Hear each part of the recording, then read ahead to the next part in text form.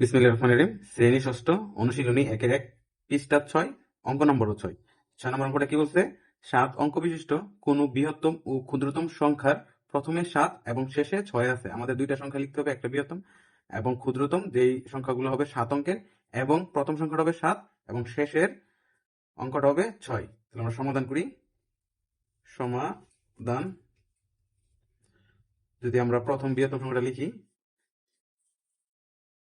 প্রথমে 7 এবং শেষে 6 আছে এমন 7 অঙ্কের বৃহত্তম সংখ্যা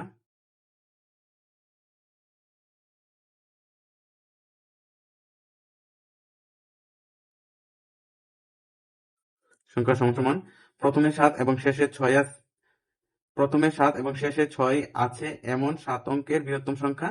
আমরা প্রথমে হচ্ছে 7 দিব আর শেষে হচ্ছে 6 দিব। তো মাঝখানে আমাদের বাকি থাকে, যেহেতু 7 অঙ্কের মাঝখানে বাকি থাকে আর 5টা অঙ্ক। তো 5টা অঙ্ক কত হবে?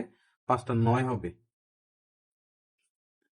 এই যে হচ্ছে আমাদের 7 অঙ্কের বৃহত্তম সংখ্যা।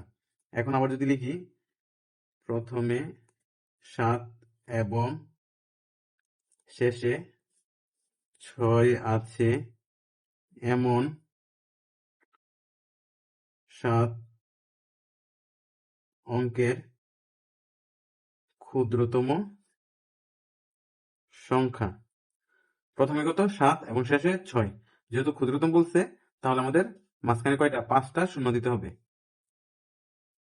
তাহলে এটা হচ্ছে আমাদের 7 অঙ্কের বৃহত্তম সংখ্যা, যার নাকি শুরুতে 7 এবং শেষে 6 আছে, এবং এটা হচ্ছে আমাদের 7 অঙ্কের ক্ষুদ্রতম সংখ্যা, যার প্রথমে 7 এবং শেষে 6 আছে।